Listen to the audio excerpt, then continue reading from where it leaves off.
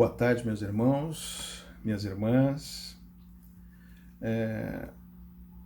Hoje estamos felizes em poder conversar com vocês, mas que antes de que isso comece, vamos fazer uma oraçãozinha, mantendo o nosso pensamento elevado em Deus, vamos solicitando as boas intuições do plano espiritual, dos dirigentes espirituais dessa casa e desse trabalho. Para quê? Nós tenhamos sucesso naquilo que viemos discutir aqui hoje, que é a prevenção do suicídio, numa época tão conturbada como essa que estamos vivendo. Então vamos pedindo, Pai, que a gente consiga atingir o maior número de corações possíveis, para que a gente obtenha sucesso na diminuição dos casos de suicídio, que, segundo as organizações, já viraram pandemia mundial também. Então, Pai, que nossos trabalhos transcorram dentro de um clima de paz, de amor e de muita união. Que assim seja, graças a Deus. Meus amigos,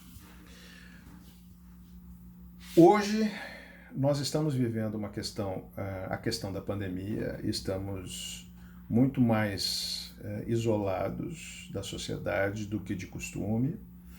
E isso já é um problema quando não estamos em isolamento. Quando estamos em isolamento, isso fica pior, né? A questão da depressão, a questão das coisas que não estão bem resolvidas dentro da gente. E ninguém está livre disso. Ninguém está livre de ter um processo psiquiátrico aí que se precise de tratamento. Precise de muita compreensão e de muito apoio familiar quando a gente necessita dessas coisas, né?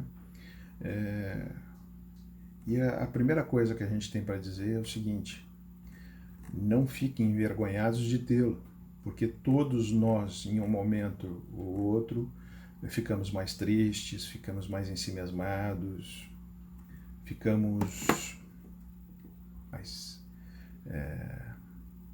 bucólicos, né? Uma palavra antiga, mas que explica muito bem essa situação. Então, meus irmãos, nós podemos dizer para vocês, começando, que em 2012, que é o último censo sobre isso sério, tivemos 20 milhões de pessoas que se suicidaram no mundo. É muita gente, né? Por isso que a gente acredita que isso exponencialmente, depois de 8 anos, existem muitos mais casos disso, né? Tem muita gente trabalhando na questão da prevenção do suicídio e nós podemos fazer isso de uma maneira que está ao nosso alcance.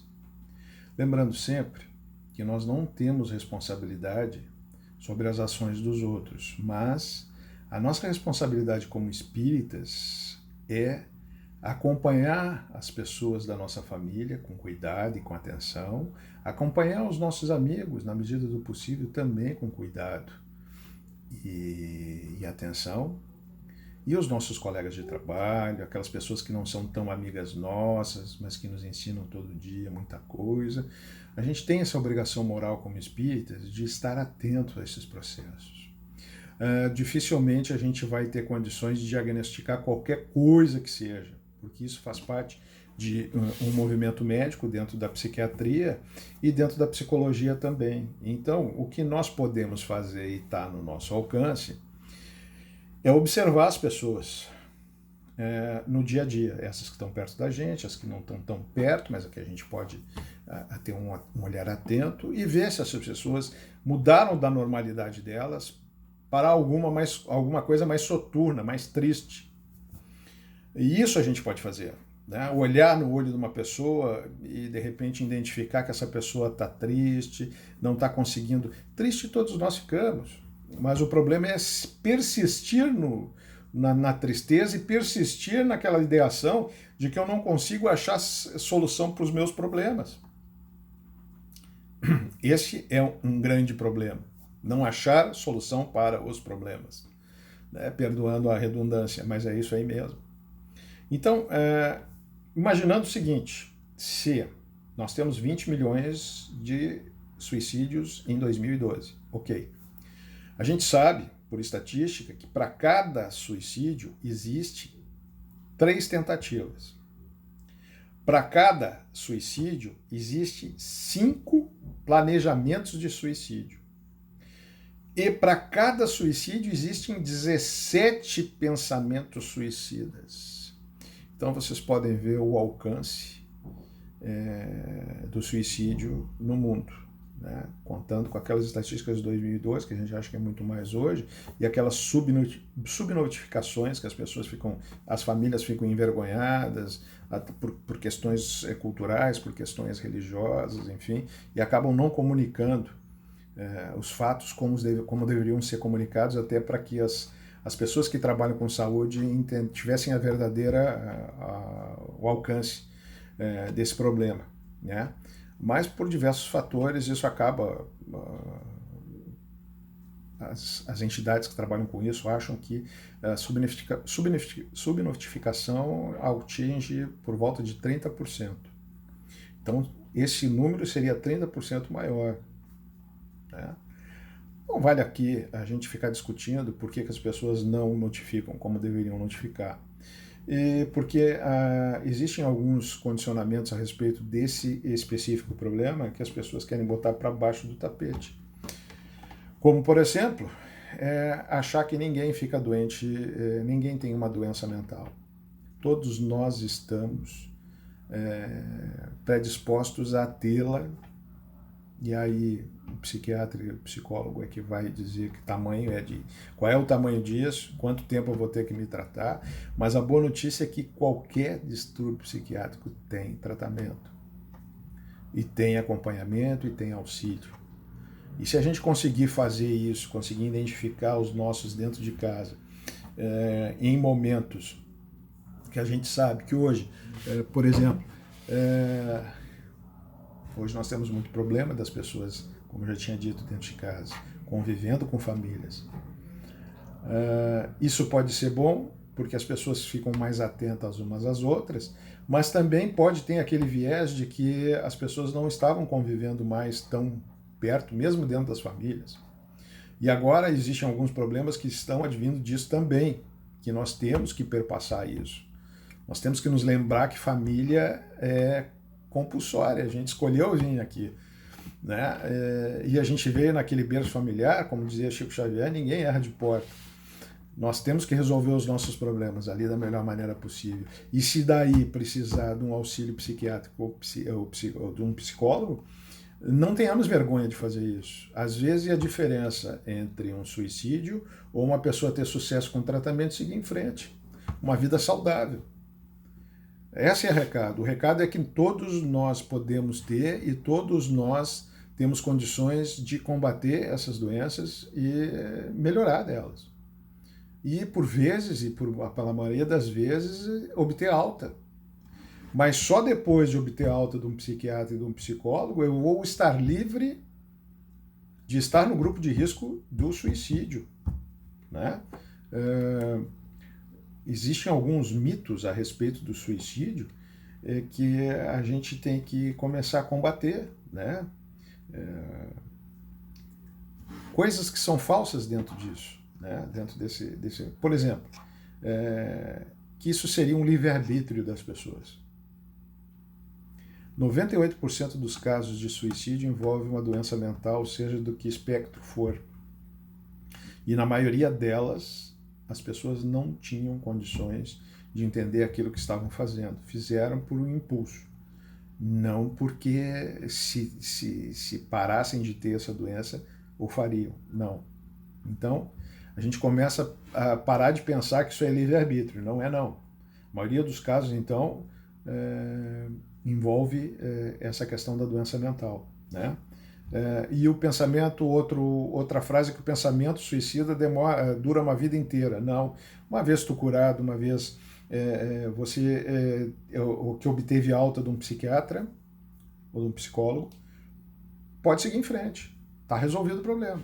Pode no futuro ter outros episódios disso? Sim, pode.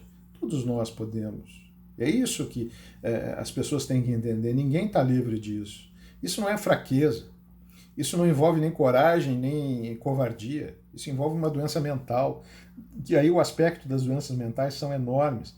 E se colocar dentro dessas doenças mentais, em que 98% dos casos existe, a gente colocar as situações esporádicas que a gente vive, por exemplo, pandemia, agora que a gente está dentro desse turbilhão, desemprego, desalento, falta de cuidado da família. E aí a gente vai juntando a um monte de coisa que isso potencializa e nos coloca num grupo de risco, né? Para poder estar nesse grupo de risco de suicídio. Outro mito é o seguinte: quem faz não diz. Ao contrário, quem faz diz. Em 90% dos casos de suicídio, as pessoas manifestaram em dias ou semanas antes que iriam fazê-lo. 90% dos casos. Essas estatísticas que eu estou dando para vocês é da Organização Mundial da Saúde e do Ministério da Saúde e também da Secretaria de Saúde aqui do município, do Rio Grande do Sul, desculpa. Então, pessoal, quando uma pessoa melhora de uma tentativa de suicídio, mas não foi tratada por um psiquiatra ou um psicólogo, ela continua num grupo de altíssimo risco de repetir isso. Então essas coisas a gente tem que entender que faz parte da vida da gente, né? A gente tem que começar a entender esses processos para que a gente possa combatê-los, né? No seio onde a gente está. Então esses fatores de risco que, junto com as doenças mentais, potencializam isso, passa pelo alcoolismo, pelo abuso de substâncias químicas, e drogas, transtornos de personalidade, mas também entra nessa questão das questões de problemas mentais, mas também desesperança, desespero, desamparo, impulsividade, né? Humor depressivo, aquelas piadas pesadas assim que a gente acha que não está legal, brincar com a questão do suicídio, abuso de substâncias tóxicas, a gente já falou, então, problemas emocionais, né, familiares e sociais, histórico familiar, né, de pessoas que já tentaram suicídio na família, potencializam isso. Gente, nada disso aí se eu já tive isso na família, eu vou ter. Não quer dizer isso, quer dizer que você está num grupo de um risco maior. Não quer dizer que você vai fazer, né? Rejeição familiar, negligência, né? Abuso físico ou sexual quando pequeno, isso vai refletir lá na frente, né? Se não for tratado. Pais divorciados, ou seja, quando cada um vai para o seu lado, às vezes, e isso não é regra, mas às vezes as pessoas esquecem da criança. Se existe criança, se existe adolescente, e até filho adulto envolvido no meio. A gente tem que estar atento, mesmo passando por essas coisas que são normais na vida das pessoas, a gente tem que ter, mesmo assim, a gente tem que ter um olhar atento àquilo que está acontecendo na nossa volta, na volta da nossa casa, né? E o sentimento de desesperança, isso a gente tem que ter cuidado, porque esse às vezes não passa, né? E aí por milhões de coisas, tipo, quando a gente vai falar sobre idosos, né? A solidão. Pô, o cara tá perdendo todo mundo da família, os filhos não querem saber, colocam dentro de um asilo e não vão visitar, né? Então essa solidão envolvendo também enfermidades dolorosas, degenerativas, aumenta muito a possibilidade de uma tentativa de suicídio, né? E a sensação de ser um peso para a família, de ser um estorvo para a família. Isso a gente tem que ter cuidado para não passar para dentro do idoso, né? A gente sabe que todos nós, se Deus quiser, vamos chegar a essa idade e que vamos precisar de ajuda e de auxílio, Vai chegar a nossa vez, se Deus quiser. E aí a gente vai depender de uma família amorosa para dar os cuidados que a gente precisa. Né? Então, a gente não vai ser jovem ou adulto para sempre. Né? Então, e se preocupar com a questão também do gênero. Os homens cometem 3 vezes mais suicídio do que as mulheres. E aí os estudiosos dizem que é porque o homem sofre a pressão da sociedade para ser perfeito, para ser o garantidor, para ser o cara que dá manutenção, é o provedor da família. Né? Ele se preocupa muito com isso pela uma questão social, mas a mulher já é diferente. A mulher comete 3 vezes menos suicídio porque ela tem a capacidade de se engajar em trabalhos não só dentro de casa, enfim, domésticos, mas também na questão de se engajar em trabalhos sociais, em sociedades que trabalham com isso. Né? Então, tem condições de conversar, tem condições de conviver, e o homem se isola mais. Então, a convivência e a conversa que nós temos com aqueles que estão no nosso lado são fundamentais para que a gente possa trocar. Né? E que as pessoas também olhem para a gente e vejam quando a gente está doente e nos levem, até se for pelo caso, pela mão, para um psiquiatra, para um psicólogo. Porque se existe alguma coisa que a gente entendeu dentro desse processo, nós não temos condições de diagnosticar ninguém, não somos médicos nem psicólogos, só quem tem condições de fazer isso são eles.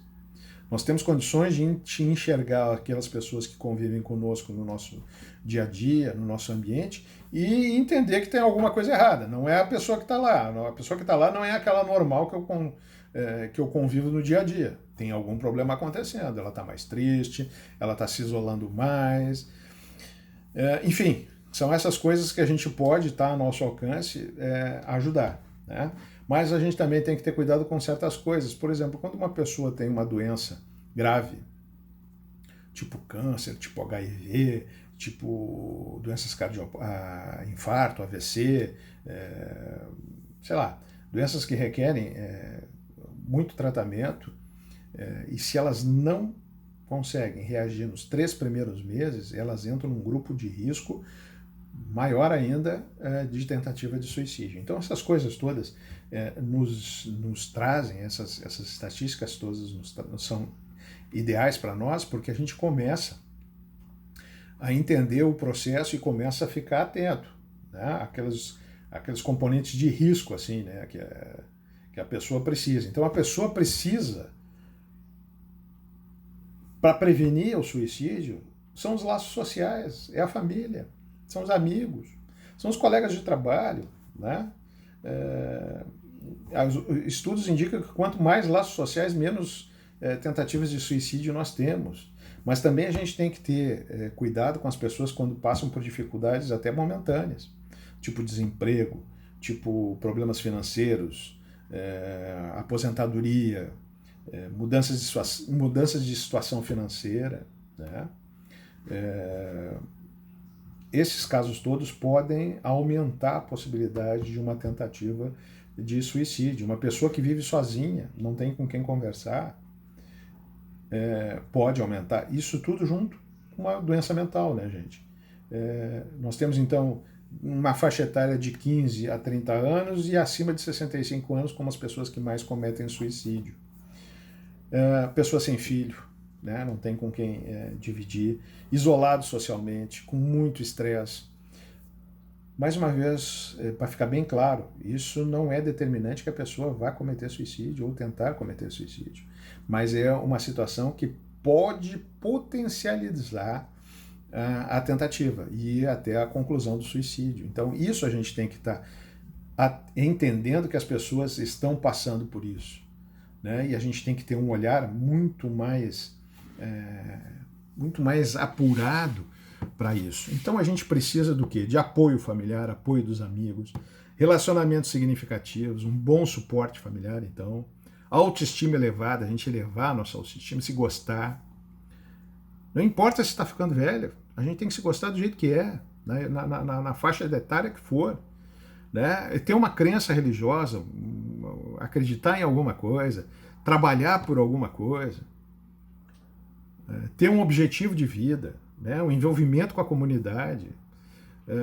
Vamos fazer sopão, vamos fazer comida para os pobres hoje que não têm o que comer, e se engaja. O que não falta é entidades que trabalhem com isso e nos dê oportunidade do voluntariado, né? E uma vida social também, é sair dentro das medidas possíveis e dentro dos cuidados que nós temos que ter hoje. A gente não precisa se aglomerar, a gente pode sair sem se aglomerar, procurar lugares em que não tem quase ninguém para a gente interagir. Então isso tudo a gente pode fazer. E está ao nosso alcance fazer isso. E isso vai fazer com que a situação melhore um pouco mais. Então, gente, o que a gente depende de tudo isso que a gente conversou? Está ao nosso alcance fazer alguma coisa é enxergar que os nossos irmãos estão passando por uma dificuldade momentânea e levá-los a fazer um tratamento com psiquiatra, com psicólogo, se isso for necessário. Às vezes as coisas são transitórias também, né? E a maioria dessas doenças que levam a gente a cometer o suicídio, elas são transitórias também, elas podem ser tratadas. Então, gente, é com beijo no coração que eu deixo todos vocês. E fazendo uma oraçãozinha, né? Pedindo que Deus ilumine a todas as pessoas que estão passando por dificuldades, que enxerguem a luz e procurem o caminho dessa luz, o caminho de Jesus, o caminho de Deus, e pensem na ciência como um dos tripés do espiritismo, né? A gente não consegue vencer essas doenças dessas pessoas só com religião e filosofia. A gente tem que usar a ciência, a gente tem que usar a nossa medicina e acreditar nos nossos psiquiatras, nos nossos psicólogos. Que assim seja, graças a Deus.